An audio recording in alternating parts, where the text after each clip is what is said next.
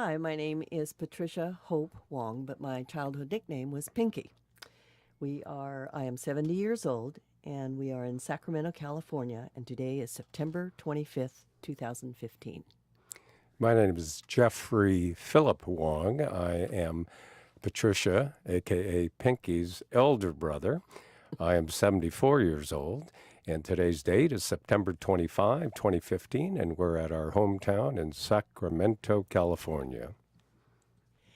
We're fourth generation Sacramentans in particular. And Jeff, how about some family history?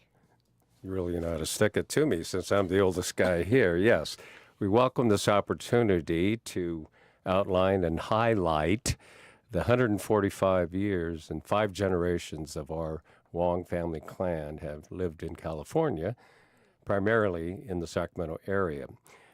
Maybe the best way to handle this is go through the 5 generations. The pioneer, the first generation, our great-grandfather, was a teenager who was one of 16 children raised as poor dirt farmers in a tiny village outside of what is now known as Canton or Guangzhou in South China. And for whatever reason, as a teenager, he decided he wanted to come to Gold Mountain, otherwise known as California, where a poor immigrant could make a fortune either finding nuggets of gold on the ground or working on a magnificent railroad going over the mountains at the grand grand employment of 10 cents a day. So somehow he hitchhiked from his village to the Pearl River, eventually to Hong Kong, where for the first time in his life he encountered the most white folks he had ever seen. But he was impressed by the British. Despite their stiff upper lip, he admired their orderly sense of life, and it made a very favorable impression on him that would manifest itself generations later. From Hong Kong, he took a junk boat several weeks over to San Francisco, landed on what is now Italian town, went over North Beach, went over the hill to Chinatown, was already established, and approached a elderly gentleman, and as he couldn't speak English, great-grandpa, who became known as Wong Chong later on, asked the gentleman in Cantonese, "Show me the way to the Gold Mountain where I can work on this great railroad and make this incredible money to take home." And the kind little gentleman in Cantonese said, "I admire your industry, son, but, the railroad has been completed for 5 years." It was 1870, and as they say in the movie Cool Hand Luke, there was a failure in communication. But he stuck around in San Francisco, and among many jobs, he was a houseboy to a university professor. That experience would establish a second tradition in our family in later years. In the 1870s, it was not fun being a Chinese person in San Francisco because, unbeknownst to most people, there were race riots because the Irish were very resentful of the newly arrived Chinese taking away their manual labor jobs. So great-grandfather Wong Chong decided, I'd better find a cooler place. So he took a second boat ride up the Sacramento River through the Delta and arrived in what the Cantonese call as the second city, Sacramento. And there he prospered over the years in an area that is now known as Old Sacramento. And among the many things he did, he was one of the first Chinese in Sacramento to own property. And in those days, being Chinese, you could not own property in your name. So he had some Caucasian friends put property in their names on his behalf. Despite the lack of education, he founded a Chinese language newspaper. He became a Christian, founded the first Chinese Congregational Church, ran a restaurant, and more importantly, he became a merchant. The Chinese exclusionary law of 1882 prevented Chinese men from importing brides or wives because the then U.S. government didn't want Chinese to have families and extend their population. But because he was a merchant, there was a specific exclusion exception. So great-grandpa Wong Chong was able to go back to Hong Kong, pick up his arranged-for bride of many years and come back to Sacramento to resume his business. Now, Pat, I don't know if you have any memories of great-grandpa and great-grandma because you were so young then. If you don't, I've got one. Go ahead. Okay. And that was when I was 2 or 3 years old. Selling firecrackers was illegal in Sacramento, but on the 4th of July, you could go down to Chinatown and the police would look the other way. So I recall vividly sitting on a shelf in great-grandpa's mercantile shop and having a huge crush of Caucasian customers come in, throwing money over the counter and picking up firecrackers. So, Pat, why don't I turn it over to you to talk a little bit about the second generation of Wongs in Sacramento, all who had British male names, influenced by great-grandpa's positive view of the British coming through Hong Kong. Well, quite frankly, let me add one little footnote to the firecracker story. And I do recall Dad telling us that at one point in time, the fire department did cite great-grandma, great-grandpa for selling foot-long firecrackers, which were practically like a stick of dynamite or something. So they got cited for that. Well, you might have to help me out a little bit. Sure. I know great-grandpa had 5 sons. Our direct grandfather was Arthur. And I don't remember all of the British names. I thought there was a Charles, Edward, and Clarence. Edward, Clarence, Arthur, and there were 2 more, I thought. Well, 1 or 2 of them died quite young, so that's why I don't recall their names, because they didn't have the successive generations that we were acquainted with when we were young. Well, let me just throw in a few more things here to amplify in the second generation. Arthur, being the son of a very wealthy person, in comparison to the other immigrants, had a very great childhood. He was the only Chinese kid at Harkness School outside of Chinatown here in Sacramento. He went to Sac High, played baseball, and developed a lifelong love of baseball. He entered the University of California, Cal Berkeley, because of his dad's desire to get ahead in the world through his experience being the houseboy of the university professor. And Grandpa Arthur told me as a young person, his fondest memory, being a Cal student, was that in those days, in the 1912 to 1916 era, there were only 4 Chinese students on the Berkeley campus. The other 3 were foreign exchange students from China. He was the only native-born Chinese there. After Cal, he honored his dad's wishes to have an arranged marriage.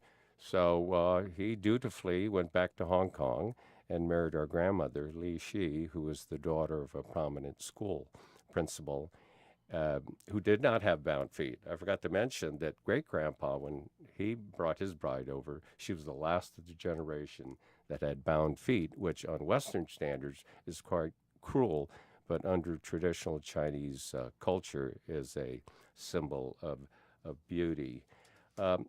Grandpa Arthur had a distinguished career as a banker in Sacramento and San Francisco. And he was very proud of the fact that he was the first Chinese American in Sacramento to achieve 32nd degree Mason and become a Shriner. In fact, Pat, as you mentioned, it's interesting where great-grandpa, great-grandma, Grandpa Arthur, and Grandma Lee are buried. That's right. They're in the Mason Cemetery, I think. I'd like to move on a little bit. Sure. And Grandpa Arthur had only one child, which was a little unusual for Chinese families, and that was our dad, Earl Wong. And my dad, our dad, grew up mostly in Sacramento until he was about age 12 when he moved to San Francisco to join his parents when they were working there. And I've forgotten, what school was it that Dad went to here? Do you recall? It was either McKinley School or Lincoln School. I think it was Lincoln. That's right. That's right. And he has very many fond memories of having Grandma Ing, which is great grandpa's wife, take care of him for a couple of years before he moved to San Francisco to join his parents. But what was interesting to carry on the Cal tradition is Dad went to Cal and matriculated from Cal, and as did most of our family. Jeff is a Cal grad. I'm a Cal grad. Our nieces and nephews are Cal grads, and my daughter's a Cal grad. So we're fourth generation Cal alumni, which we're pretty proud of. My dad met the love of his life, Ruby Ming Feng, in San Francisco Chinatown when they were going to high school after he had moved to San Francisco. They were childhood sweethearts and ultimately married in my dad's senior year at Cal. And after that, however, they did move back to Sacramento because this is where his roots were. And although the Army interrupted for a year or so, he began some work with the state of California, where he had a successful 34-year career in, at first, accounting and ultimately in upper fiscal management. He retired from the Department of Education in the 1970s, and then started a part-time travel business, which he had a great deal of fun with. Let's get down and dirty here, Pinky. Why don't you tell the story of how you got your childhood nickname during the time that our dad Earl was in intelligence school at Yale University during the war? Well, actually, it's not very glamorous, I must admit. My formal name is Patricia Hope, clearly. And but when I was born, a lot of newborns have a rash that turns them pink all over the place. So that's how I got my nickname. The first time he was not home at my birth, my grandpa Arthur was. But all my grandpa Arthur said was, "You have a beautiful baby girl." And so a week later, my dad got some leave, saw me, and I wasn't so beautiful. I had this pink rash all over myself. But he lovingly called me Pinky from that point forward.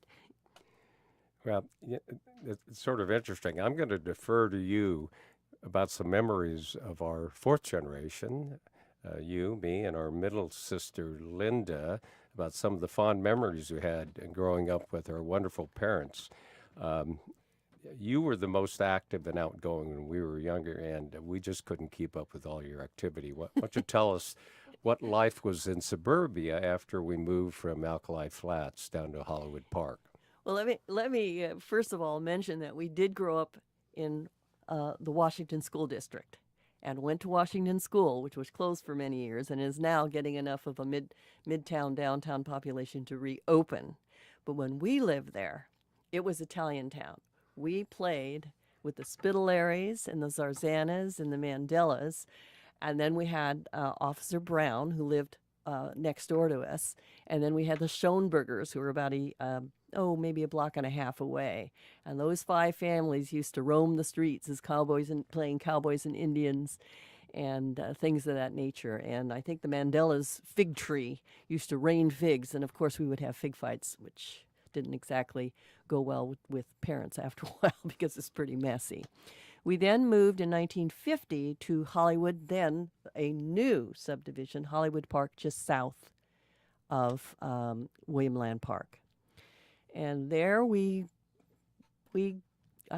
just went to school. That's all I remember, going to school. You were into ballet, piano, you name it, brownies. You did everything. Well, it was fun. It was fun. And we all went to McClatchy High School and graduated from McClatchy. And talk about going into the next generation. He remembers my being active in junior high and high school. But you want to talk about the big man on campus. When my brother went to Cal Berkeley, he was the one who blossomed and was known as the snowman. You want to comment on that? Oh, touche, dear sister. Before we go, those ancient stories, I want to just take a step back. I have a fond memory growing up in Hollywood Park and going to McClatchy High School. We didn't get a TV till 52, and it was a small black and white TV. And although we spent a lot of time studying because part of the Wong family tradition, you're going to go to college, we would assemble in front weekly in front of the tiny TV set and watch Lawrence Welk religiously. Not because we thought Lawrence Welk and the Merry whatever that group was called, were so great, but our parents had their courtship through all those Broadway show tunes they always played. And our parents loved ballroom dancing. So those two factors, the music and the dancing, was the primary reason we were fantastic followers of Lawrence Welk. I hate to admit, I still watch those old reruns now on Saturday when they show up on PBS. Okay, before we go into moi, I think since Linda's not here, I think we should spend a little bit of time talking about our middle sister, Linda Joyce. Now, being a second child, I think in many ways she was quite typical. She was stubborn and quite a rebel when she was younger. But part of her was sort of interesting. She was very fashionable. She was very glamorous, always had great hairdos, wonderful wardrobe, and she was incredibly artistic. But at the same time, she loved sports. In fact, my fondest memory of our sister Linda as a teenager was she was a member of the Sacramento All-City softball team. In the championship game, she caused the winning run by, instead of sliding into second base, took out the shortstop, what would be called the clip in football, and knocked this poor gal on her derriere, and the winning run came in. So we always give her a bad time about her sports past. Linda went to Sac City, then on to San Jose State. She worked for the state for a while, got married, the first of our family, and had two lovely children we'll talk about a little bit later. And to this day, is still a rabid tennis player that she inherited from our mom, Ruby. She's quite a film buff. She brags of viewing like 100 films a year through Netflix and the theater. She reads vociferously fiction, and she and her husband Lee live a stone's throw away from Bell Coolidge Library. We're recording our story. I think I've burned enough time. I think we're probably going to run out of time, so I'll make this short. I practiced law for 45 years and still work 3/4 time. And to deal with the stress and the tedium, I've been very blessed to have a lot of avocations to keep my mind on more fun things. I'm lucky to be a movie critic for a morning daily. I did movie reviews at this NBC station locally. For 4 years, I was the host of a late-night TV show. I was a partner in a hotel and restaurant here in town for 20-somewhat years. I ran for public office and came in third out of 8 candidates, spending only $2,000. I spent some time, and I was able to write 2 novels that you can get on Amazon, and I think they're at the Library of Congress. And I was blessed to be able to travel to 35 countries and 38 states. And between Pat and I think she's gotten more than my 35 countries. I think we probably are pushing 80 or 90 countries around the world, and that's been a real educational experience. So let's move on to the 5th generation, and I think Pinky's got some really exciting news about her lovely daughter, Kelly. Why don't you tell us a little bit about Kelly? Well, Kelly's an only child. I married Thomas Arthur Craven, who's an attorney in town, and we have one daughter, Kelly Wong Craven, who just got engaged and will be married the first of the year in 2016. As an adjunct to that, her cousins, my sister's children, are Marcus Joseph Lavin and Monique Ming Lavin. And Monique is married to James Cito, who's from Kansas. So that sort of rounds out the generation. We don't have any great-grandchildren level kids. Yeah. And so that's pretty much it. I'd like to go back 1 minute, though. We've talked a lot about the male side and male genealogy, but I'd like to make a couple of footnotes about the female genealogy too. Grandma Ing, who was great grandpa's wife, last of the Bound Feet. Arthur, our Grandpa Arthur, married Li Shi, who was, in many respects, a liberated woman for her generation. I mean, this is going to sound a little strange, but she used to drink and smoke with the best of them, including some of the men, and she was a well-known personality on her own right. My mom, Ruby Ming Feng, my dad's wife, her mother's actually American-born as well. So it's not just, it's at least 3 generations on mom's side, although it's 4 generations on dad's side of the family. And we had a Feng family reunion because one of the Feng cousins went back to China and found out that on the Feng side of the family, my mom's side of the family, they saw ancestral tablets that traced the Feng family back to the 3rd generation in China during the about the 400 BC, and we have basically ancestral tablets, copies of tablets that trace that line as well. With respect to, I think that covers pretty much some of the stuff on. Well, you didn't talk about the blessed event that's coming up in January. Well, I did. Did you? I talk said they about were the getting wedding? married. Yeah, they're getting married in January. January. You didn't mention what Kelly does. She's got a great job, new job. Oh, yeah. Kelly is an attorney. She was in intellectual property litigation in Los Angeles for many years, but recently accepted an in-house trademark counsel job for Yahoo. And so she's moved up to San Francisco, a little closer to us, which is pretty nice. I do want to indicate that Monique, Linda's daughter, is an anchor in Seattle, Washington for Cairo, which is, I believe, a CBS affiliate. CBS. Mm-hmm. And Mark is marketing director for American Apparel Company in PacSun. Oh, is that what it is? Yeah. In any event, he's in Orange County. So, and again, all 3 cousins are Cal grads, and extending the tradition of following education and being, I think, the dream of our great grandpa, which was to succeed in America. We still have time, Jeff. So I can't believe I stopped talking within a time limit.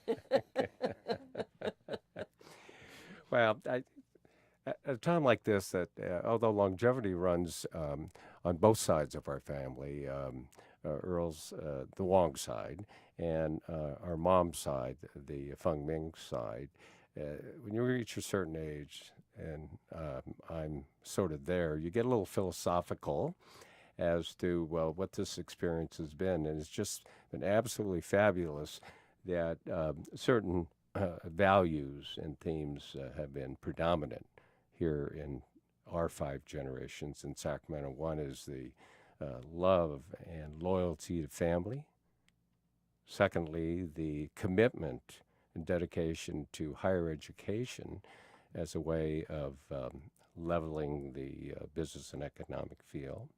And thirdly, the nurturing aspect of the city of Sacramento, which went from great-grandpa's days as just a dusty little dirty river city town that was left holding the bag after the gold rush and after the railroad was completed, to now, 145 years later, when Sacramento is becoming, as our mayor would say, we're on the verge of becoming a world-class city. With so many identities, farm to fork center of the economy. We're still the center of agribusiness here. The capital is now renowned, and we've become the river city and the city of trees. And for all these factors and all this growth and all that our family has derived and received from almost a century and a half, we are just so grateful that great-grandpa had the foresight or foolishness to leave southern China a long time ago with virtually nothing, and we are the recipients of that foresight. I sort of look at Sacramento, our family history, and it keeps me grounded. It keeps me grounded. We have roots here in Sacramento, and very few of my college mates. I remember all of my college roommates when they said, "Well, where are you going to go after graduation?" I said, "I'm going home," and home to me was Sacramento. Very few of the people that I knew going to college really ended up going back to their communities, and but it was also a generation. People tended to move out as well as up. But for our family is well rooted. Sacramento's our home. It has changed considerably, like you said, from a sleepy river town to a metropolitan area of 1.3 million. But I must admit, when I go out that Highway 50 corridor or the Highway 80 corridor, it feels like foreign country to me. Can you talk a little bit about some of your memories of, Sacramento while growing up and now, like your own memories? Well, I remember, this is really going to sound a little strange. I remember when we first moved out to Hollywood Park, it was still mostly agricultural land that hadn't been developed yet. We were right just 2 blocks from the original Rayleigh's on Freeport Boulevard. And the one thing funny memory I have of you and me, because lots of times you would have to take me, I think that was my mother's way of keeping my brother out of trouble. He would have to take me along whenever he was going out. And we used to go butterfly hunting. Do you remember that? We had a long pole with a butterfly net on. And we used to go out, and back then there were just fields and fields, all kinds of butterflies we'd catch, and then, well, this probably sounds a little grisly right now, but we used to bring them home and they would die, and then we would tack them onto this butterfly connection. I remember having a lot of fun doing that.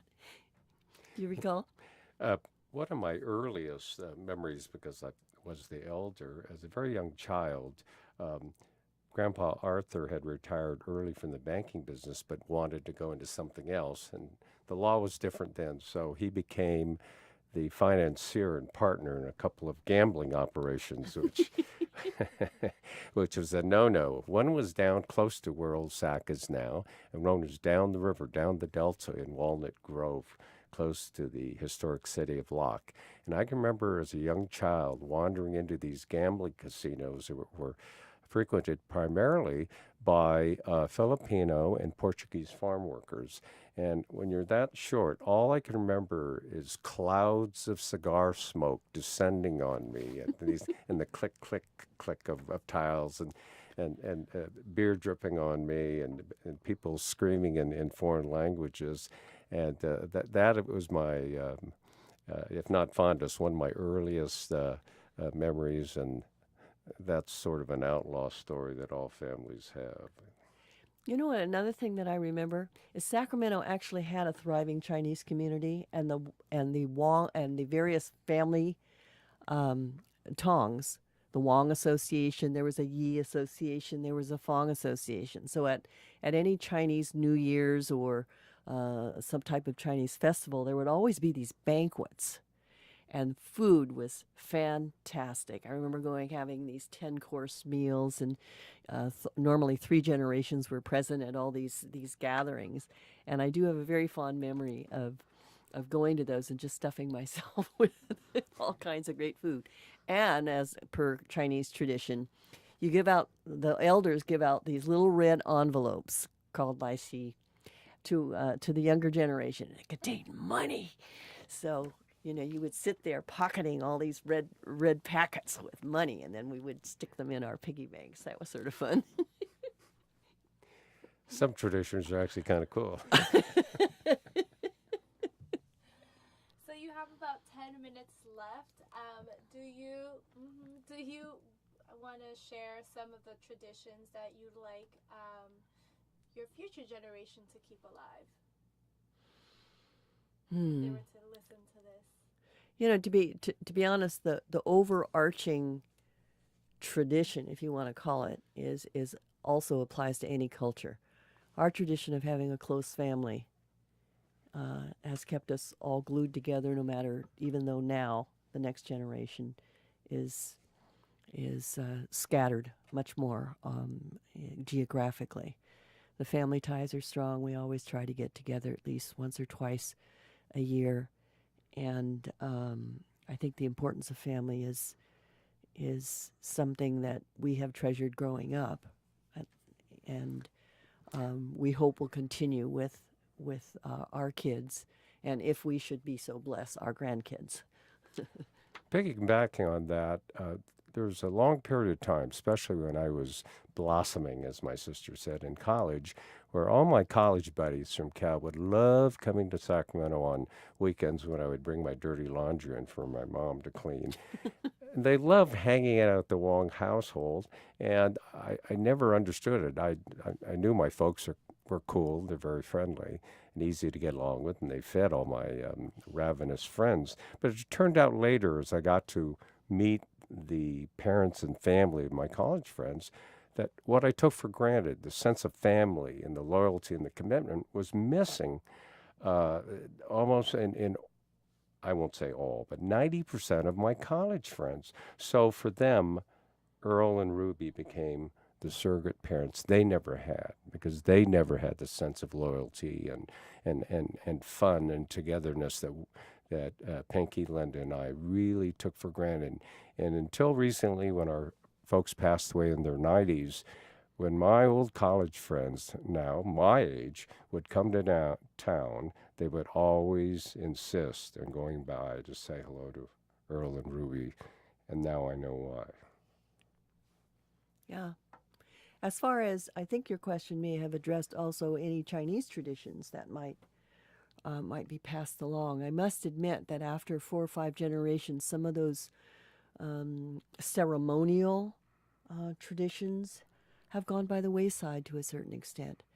But I think the Chinese cultural values of family and respect for elders, to be honest, and things of that nature permeate, I think, my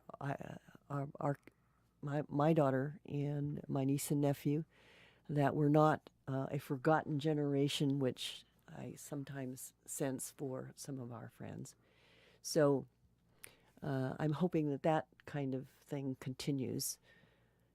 But in terms of other ceremonial things, I would say we're pretty much acculturated into Western society at this point. And since we came from poverty, we really didn't inherit and were not raised with the more well-known stereotypical Chinese traditions that wealthy Chinese who came, say, from the north or from Shanghai were brought up with.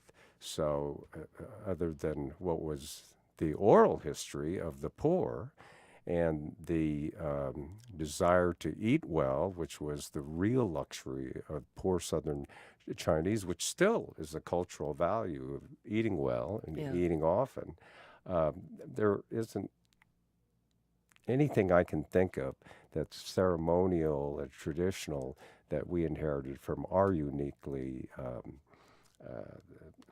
poor background. That's about it. Well, thank you. Thanks, StoryCorps. Thank Sacramento Public Library for the opportunity to tell our Wong clan family story in Sacramento.